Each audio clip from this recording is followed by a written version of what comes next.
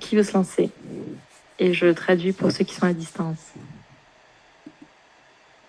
Est-ce que quelqu'un à distance veut se lancer? Est-ce que vous pouvez repartager, s'il vous plaît? Ah, vous voyez plus? Non, vous avez mis une nouvelle diapo? Là, vous voyez pas un ECG? Non, là, on est sur le diapo 56 du cours de base.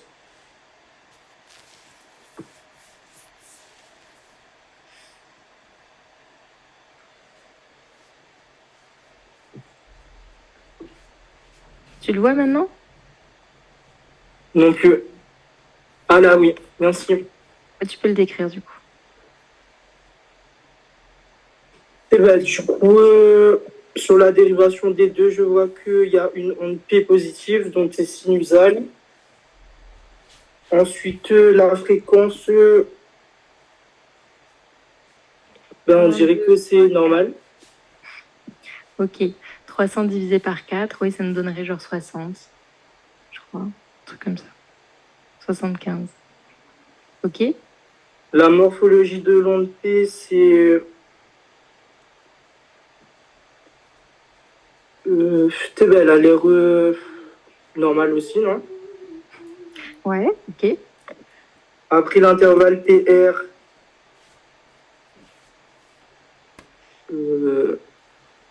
non, je sais pas. Il fait moins de 4 petits carreaux, donc il est normal. Ok.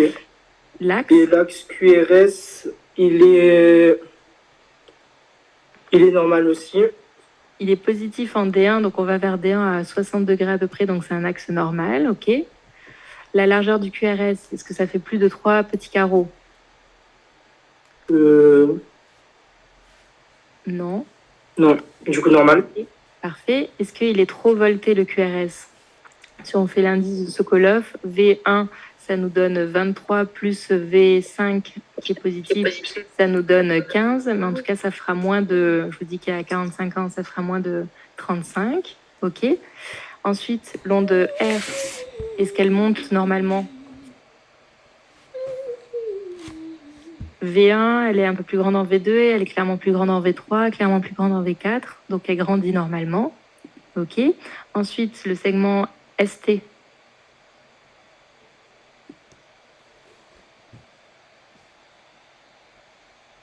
il est isoélectrique, donc il n'y a pas de sus ou de sous ST, c'est normal. Et ton onde T, elle n'est pas trop grande si on mesurait l'indice pour faire rapidement, mais faites pas ça. Mais si vous lisez rapidement, le segment ST, il fait moins de la moitié du segment RR, donc c'est plutôt rassurant. Mais vous retenez pas ça pour les ECN et tout ça, vous retenez que vous aurez fait la formule de Bazette, le QT sur le RR précédent, et ça nous donnera moins de 440 millisecondes. Ok, donc le CG, il est Normal. normal. Il est normal. Parfait. Maintenant, celui-là. Est-ce qu'il y a un autre volontaire?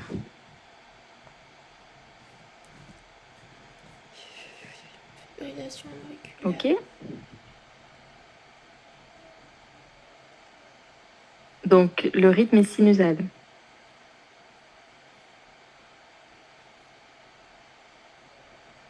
Est-ce que tu vois une onde P? Je décolle la nouvelle fonction. Ok. Alors, ça, c'est une onde T. Ça, c'est un QRS. Ça, c'est une onde T. QRS, T, QRS, T. N'importe quoi, n'importe quoi, n'importe quoi, n'importe quoi. Il n'est pas sinusal. On a une activité, là, on voit peut-être un petit peu mieux. Là, on a une activité atriale qui fait n'importe quoi. Si tu prends par exemple un petit papier, que tu dessines ça et que tu le décales, ben, ça reviendra jamais la même chose. On a ce qu'on appelle une trémulation de la ligne isoélectrique. Donc, l'activité atriale fait n'importe quoi. Donc, il faut imaginer les oreillettes qui font n'importe quoi. Elles sont en train de fibriller. Donc, ça nous donne une trémulation de la ligne isoélectrique et du coup, le rythme va être irrégulier vers les ventricules. Et on voit bien que notre QRS, ils vont être irréguliers entre eux. Ensuite, on voit pas d'espace pair parce qu'il n'y a pas d'onde P. Ensuite, on voit que notre QRS, il a un axe qui est normal, positif en D2, qui n'est pas trop ample, qui n'est pas trop large, moins de 3 petits carreaux. Notre segment ST, lui, il est normal. Notre onde R, elle va augmenter jusqu'en V4 et on n'a pas d'onde T négative. Ici, on n'a retenu qu'un problème. On n'arrive pas à dire que le nœud est sinusal. C'est de là. On a vu que le rythme, il n'est pas sinusal, qu'il est irrégulier et qu'il est plutôt rapide par moment. Là, si on prend entre deux petits carreaux, là, il y a 2 grands carreaux entre un complexe, ça fait 150 battements par minute. Là, 100, 150, 100. C'est quoi le diagnostic? Une fibrillation atriale. Ouais, c'est de la fibrillation atriale. En plus, je vous l'ai dit, les oreillettes, elles fibrillent. C'est pour ça que ça fait n'importe quoi sur la ligne isoélectrique et qu'on n'a pas d'onde P. Ouais. On voit un sus-décalage. En fait, du coup, ça va passer par le nœud auriculo-ventriculaire, mais il y a quand même les oreillettes qui se dépolarisent. Donc, en gros, on ne peut pas vraiment dire que c'est un nœud jonctionnel. Il y a quand même, il faut que tu vois les oreillettes qui font n'importe quoi. Toute l'activité électrique va quand même converger vers le nœud auriculo-ventriculaire, puis le dépolariser et descendre dans les ventricules. Donc, à partir du nœud auriculo-ventriculaire, l'électricité se fait normalement. Mais on n'a pas, c'est pas une impulsion spontanée du nœud auriculo-ventriculaire parce qu'il n'y a rien qui vient vers lui. Il y a quand même de l'activité qui vient vers lui. Non. En plus, le rythme là, il est rapide. Quand on parle de rythme jonctionnel, c'est que ça va être un mode survie et que le cœur, il va se ralentir. Donc du coup, on va avoir une fréquence qui va être plus lente.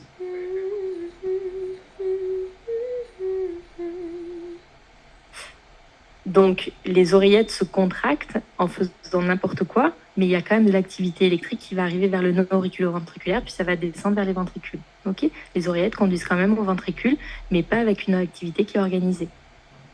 C'est de la fibrillation atriale.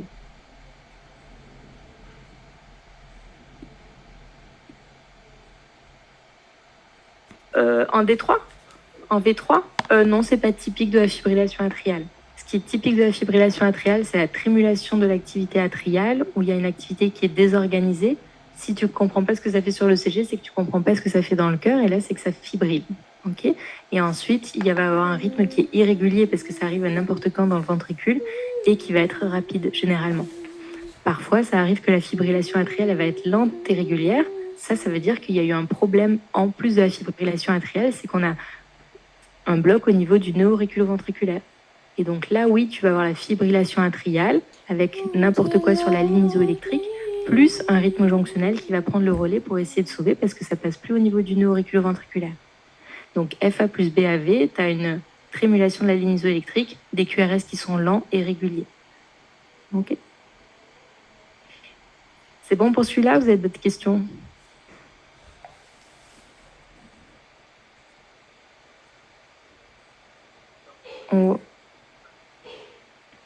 Le flotteur, c'est une macro-réentrée. En gros, peut-être qu'ils vous réexpliqueront ça, mais la fibrillation atriale, c'est une activité qui fait n'importe quoi parce qu'il y a plein de choses qui se passent en même temps dans l'oreillette. Il y a ce qu'on appelle des micro-réentrées où il y a plein de foyers qui vont faire n'importe quoi. Il y a des rotors où ça tourne en rond dans l'oreillette gauche. Donc vraiment, c'est très désorganisé. Donc il n'y a pas de... La lecture sur le CG, c'est que ça fait n'importe quoi. Parfois, la fibrillation atriale, elle va être un peu plus organisée. En gros, c'est des veines pulmonaires qui s'abougent dans l'oreillette gauche. C'est la jonction entre les veines pulmonaires et l'oreillette gauche qui donne des potentiels anormaux qui s'appellent les potentiels veineux pulmonaires. Ces potentiels veineux, ils vont décharger et ça nous donne la fibrillation atriale. Des fois, ça peut être un peu plus, ça peut un peu plus ressembler à quelque chose. On appelle ça de la FA à grande maille, où ça nous donnera un aspect avec des ondes P qui vont être plus marquées. Mais le flotteur, lui, c'est une macro-réentrée. Ça veut dire que c'est un circuit qui tourne dans une zone organisée à l'intérieur de l'oreillette droite. Ça passe toujours au même endroit, donc ça dépolarise l'oreillette toujours de la même façon. Donc du coup, on aura toujours le même aspect d'onde F de flotteur sur le CG. Okay, donc d'un côté, on a la micro-réentrée et potentiel veineux pulmonaire de la FA où ça fait n'importe quoi. Et de l'autre, on a une macro-réentrée avec le flotteur. Ok. Ici.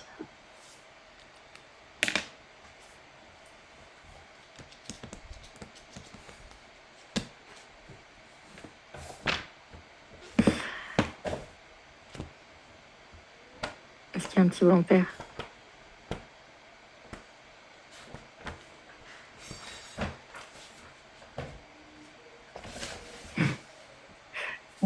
De quoi?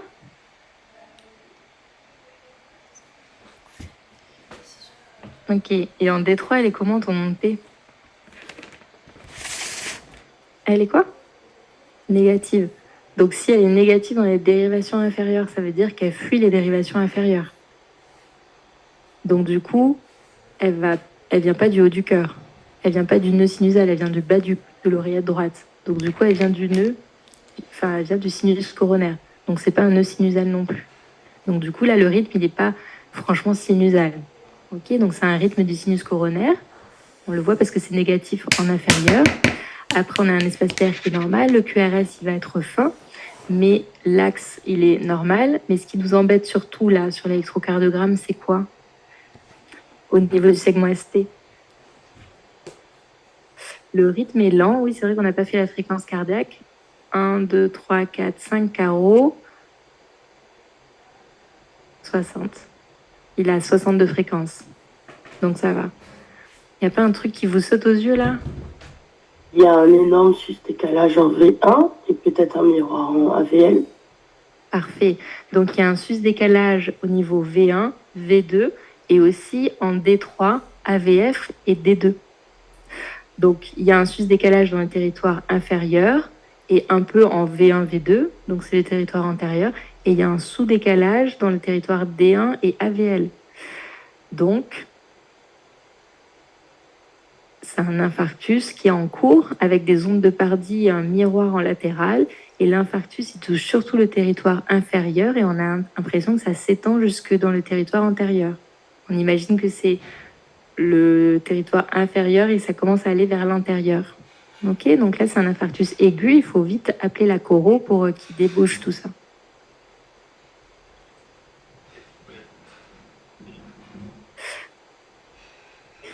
Il faut qu'il y ait deux dérivations. Si on parle de problème ischémique et d'ischémie, il faut qu'il y ait au moins deux dérivations qui soient touchées dans le même territoire.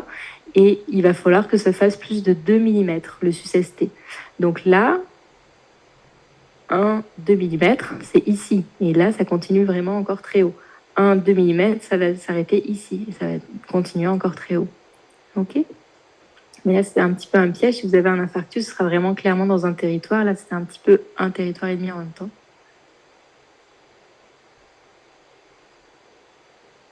Non. Donc, non. En gros, dans les infarctus, on a le STEMI, ou le syndrome coronarien aigu avec sus-décalage du segment ST. C'est quand on va avoir un segment ST qui va être sus-décalé de plus de 2 mm dans deux dérivations, et il va y avoir un miroir dans une dérivation, dans un territoire contraire. Donc c'est le cas ici. Ça, c'est des ondes de Pardy, le sus-ST. Ça, c'est une urgence absolue. Ça veut dire que le patient, il a son artère qui est bouchée. Donc, dans 6 heures, à partir du moment où ça a commencé, le muscle, il va mourir. Donc ça, il ne faut pas faire... Généralement, les patients, ils ont mal à ce moment-là, donc on ne fait pas de trinitrine, sauf si on veut les soulager, mais ça va être surtout, le diagnostic, il est posé sur l'ECG, il faut déboucher l'artère. Maintenant, des fois, on va avoir un tracé où il n'y aura pas de sus-décalage, mais on n'aura que des sous-décalages dans plusieurs dérivations. C'est ça qu'on appelle un non-stémie ou un SCA sans sus-décalage du segment ST. Donc ça, c'est aussi probablement un infarctus. C'est probablement en train de se boucher, mais c'est pas complètement occlu, l'artère. Et donc, du coup, on va se poser la question de est-ce qu'on fait la choro maintenant, dans 12 heures, dans 24 heures, ou est-ce qu'il y a eu autre chose? Par exemple, une anémie, une infection qui peut provoquer ça. Après, si on va dans les autres étapes, on peut avoir l'angor. L'angor, c'est quand on a des douleurs dans la poitrine qui sont typiques. On peut avoir des modifications ECG avec des sous-ST, mais on n'aura pas d'élévation du segment ST. Ok, ça ne sera que dans le sus-ST. Et dans l'angor, on va avoir une tropo qui est négative. Ok, mais si l'angor il est suspect parce qu'il est crescendo ou il est nouveau, on aura envie très vite quand même de se le prendre en charge. Ok, donc tu as l'angor qui est habituel chez un patient qui a souvent mal et c'est connu. Tu as l'angor qui fait de plus en plus mal et plus souvent, donc c'est l'angor de nouveau, ça va être plus inquiétant. Tu as le non-stémie où tu as des sous-décalages du segment ST, mais pas de sus-ST, c'est quand même une urgence à hospitaliser. Et tu as le sus-ST où tu as le diagnostic là, comme ça, sur l'ECG. L'artère, elle est occlue, tu as 6 heures, donc là, tu fais pas d'autres examens, tu n'attends pas la troponine, tu l'envoies directement sur table de choro. Ok? Est-ce que vous avez d'autres questions?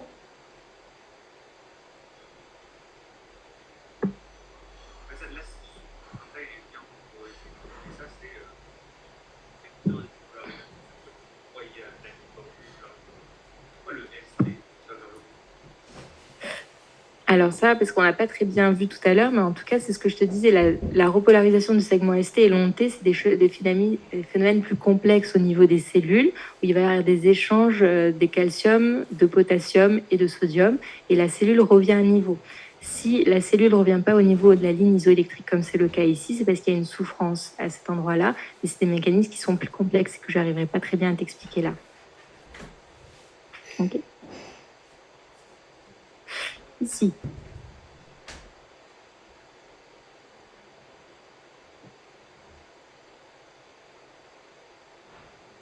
Oui. On fait toutes les étapes. Obligez-vous à toujours faire les étapes et pas donner directement une conclusion parce que sinon, tout le monde, on va avoir tendance à se tromper. Donc vraiment analyser chaque étape et après, vous verrez que ce sera plus sûr dans le diagnostic. Bon. Donc on ne voit pas d'onde P, le rythme n'est pas sinusal a priori.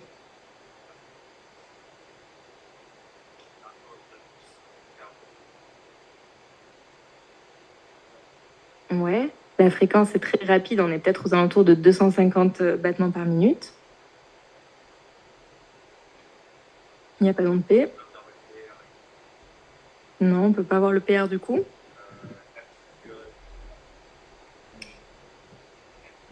Si c'est utile de voir l'axe du QRS maintenant. Ok, mais en fait, la ligne isoélectrique, elle est ici. Elle est là, donc il est très négatif des trois. La ligne isoélectrique, elle est ici, donc c'est VL qui est très positif. Donc en tout cas, ça va vers la gauche.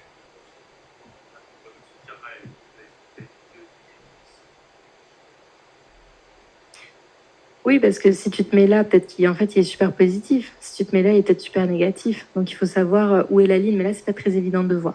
Donc en tout cas, l'axe, il est hyper gauche. La largeur du QRS, ok. Et ensuite, le segment ST et long T, on a quand même du mal à analyser là. Donc, qu'est-ce que c'est comme rythme? Ouais, c'est une tachycardie ventriculaire. Donc, c'est exactement ça. Donc, on a une tachycardie à QRS large, régulière. C'est une tachycardie ventriculaire jusqu'à preuve du contraire. Et en fait, il faut imaginer que dans le cœur, le rythme sinusal, lui, il continue sa vie comme d'habitude. Là, il envoie des battements, toutes les 60 battements par minute. Il y a l'oreillette qui se dépolarise comme d'habitude. Mais en même temps, il y a un foyer dans le ventricule gauche qui va faire n'importe quoi et qui va faire que au niveau du ventricule gauche, il va y avoir une dépolarisation qui va accélérer le ventricule à 250 battements par minute. Les deux choses se superposent. Donc parfois, on peut voir une onde P qui va passer de temps en temps, qui correspond à notre oreillette, qui continue sa vie comme avant. C'est ce qu'on appelle la dissociation auriculo-ventriculaire. C'est un argument en faveur de la TV.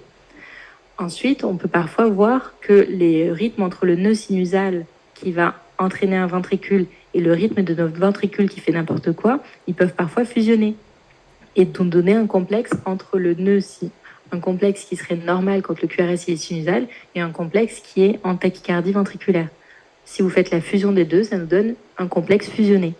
Okay, et parfois, on a des complexes qu'on dit de capture. Je ne vous ai pas écrit tout ça.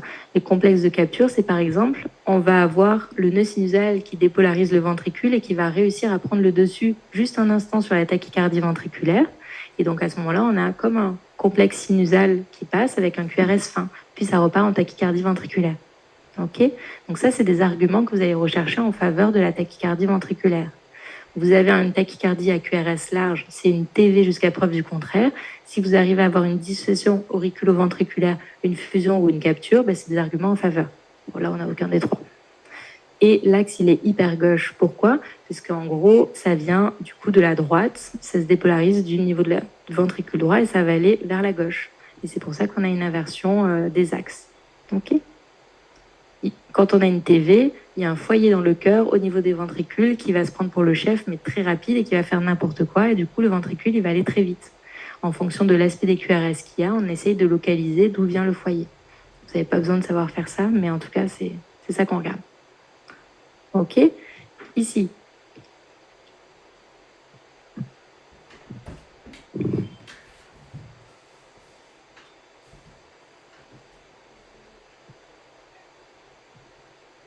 Oui, pardon.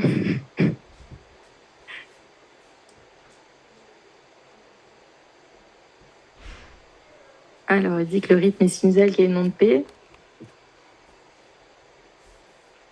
Positif en D2, D3.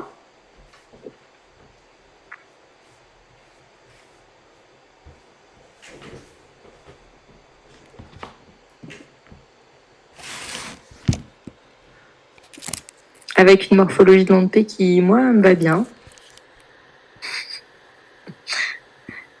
Elle fait moins de 2,5 mm en hauteur, donc elle n'est pas très ample, et elle n'est pas très large, elle fait moins de 3 petits carreaux.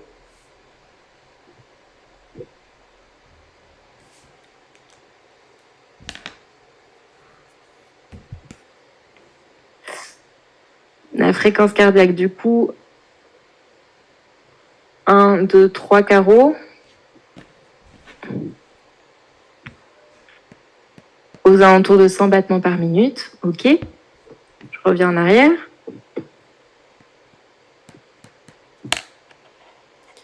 La différence entre vous et moi, c'est que moi, j'ai dans la vie sans but. Sans but. Le plus positif pour l'axe du cœur, c'est en AVL. Et du coup, le plus négatif, c'est en D3. Donc, on va vers... On peut aller à l'opposé de D3 parce que c'est plus négatif que AVL. Mais on peut aussi aller en AVL. Hyper gauche, parfait.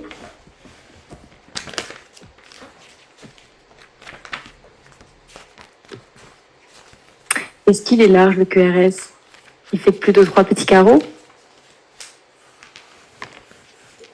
Oui, il fait plus de 3 petits carreaux. OK. Et est-ce qu'il est ample? Il n'est pas très ample. OK. Mais maintenant, est-ce qu'il n'y a pas quelque chose qui vous embête dans ce QRS?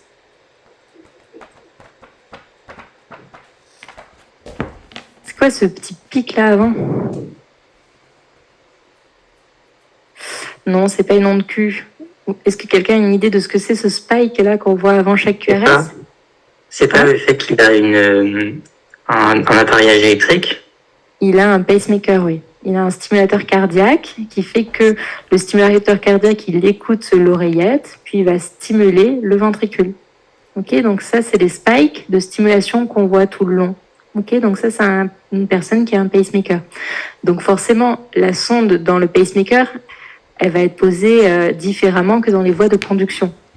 Ok, donc ça va pas stimuler il va pas y avoir une dépolarisation physiologique du cœur comme on a vu. Donc ça va forcément changer l'axe, ça va forcément changer la largeur des QRS parce que ça va pas être directement dans les voies de conduction. Donc il faut que ça traverse des myocytes avant de récupérer le rythme du cœur normal. Ok, donc c'est pour ça qu'on a des QRS qui sont plus larges et qui sont d'axes différents.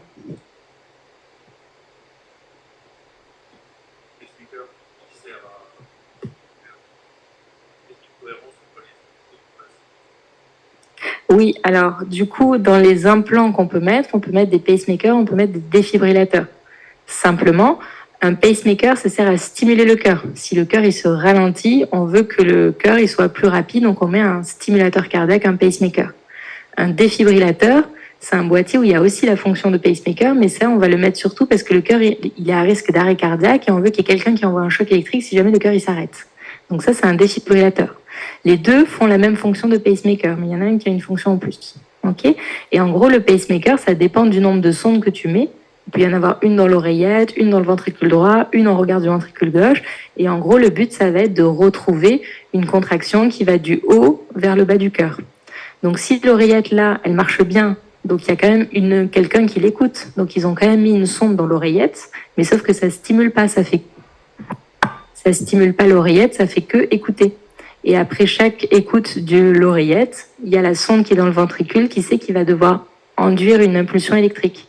Donc ça, on l'a mis par exemple parce qu'il y a un blocage au niveau du nœud auriculo-ventriculaire. Il était en BAV. Donc pour refaire un pont, il a eu un pacemaker, un pont entre l'oreillette et les ventricules. Ok? Et je pense que c'était le dernier exemple. Une sonde d'entraînement, c'est une sonde qu'on met temporairement par les voies fémorales ou alors on peut la mettre en numérale ou en jugulaire et on emmène une sonde dans le cœur mais qui n'est pas vissée à l'intérieur du cœur et qui va permettre de stimuler le cœur le temps qu'on ait traité l'urgence ou qu'on lui ait mis un appareil définitif.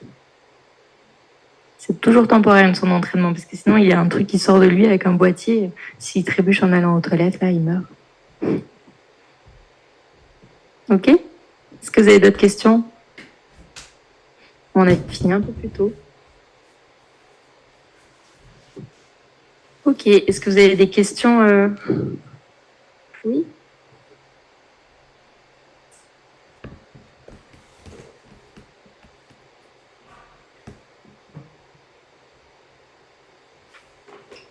Alors, dans le cas de la fibrillation atriale, comment on était sûr que c'était une onde T et pas une onde P?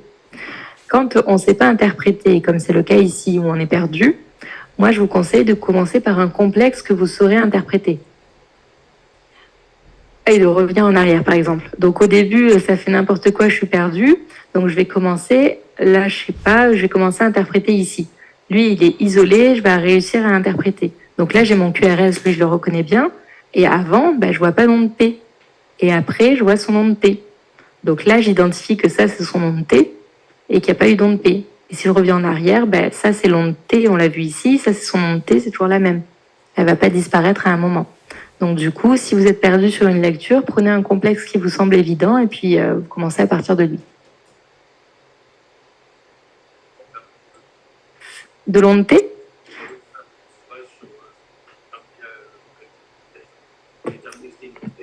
Ouais. Oui, après, tu vois, la morphologie, elle change parce que je vous ai dit que ça dépend de la fréquence. Là, la fréquence, elle va varier. Donc, c'est sûr que l'onde T, elle va un peu se modifier. Mais globalement, un gros truc qui arrive après un QRS, c'est l'onde T.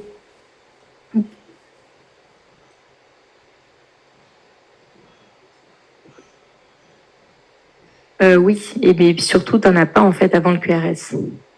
Ok?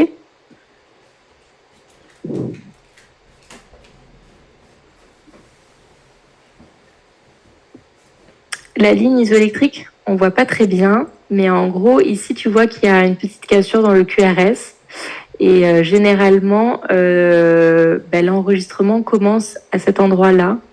Donc là, on ne voit pas bien du tout. C'est même pas évident pour nous de lire, mais en gros, on a l'impression que là, il y a une cassure et donc que ça passe par là.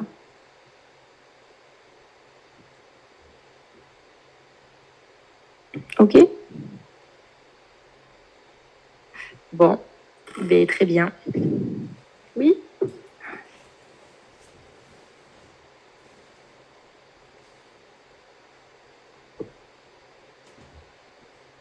T'as du mal à voir quoi?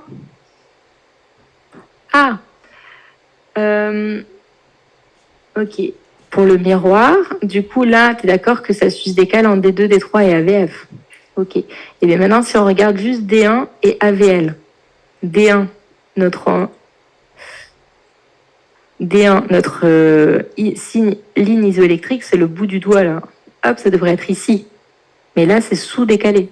Ok, donc c'est sous-décalé en D1 et c'est sous-décalé en AVL. Et le territoire latéral, c'est l'opposé du territoire inférieur. Donc du coup, on a une image en miroir, c'est-à-dire que ça fait l'inverse. D'un côté, ça va vers le haut et à l'inverse, ça va vers le bas.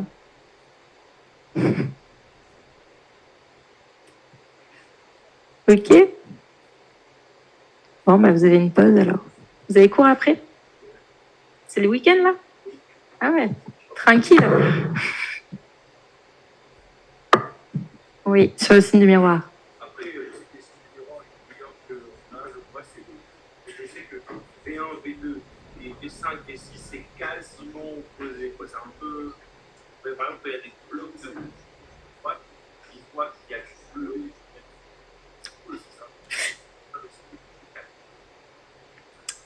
Alors, pour le miroir et le bloc de branche, ce sera pas la même chose. En gros, pour un miroir, c'est sûr que V5, V6, ça fait partie du territoire latéral. Donc là, on peut voir qu'il y a un peu une souffrance avec un sous-ST des ondes T négatives. Mais c'est pas aussi flagrant qu'en D1 AVL. OK?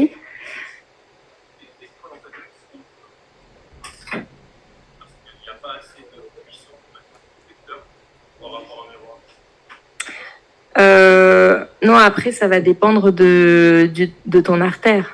Si ton artère, elle a une dominance qui est très antérieure, si elle souffre, ben, le miroir, il va être très tendu. Si l'artère qui souffre, elle a une petite dominance et une petite artère, ben, le territoire, il sera moins étendu. C'est plus sur le type d'artère. OK? Excusez-moi, j'ai une question, c'est par rapport au calcul de l'axe du cœur. Oui.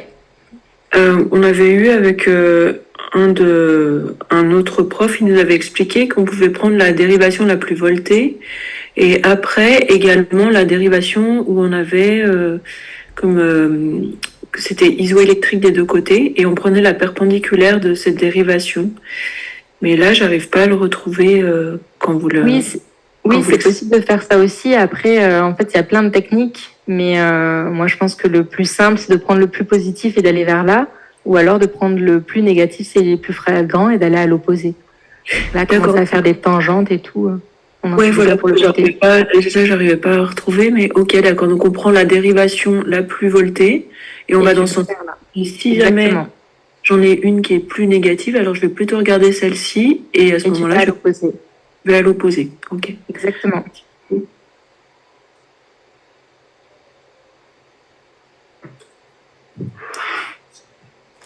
Bon, ben, bonne journée.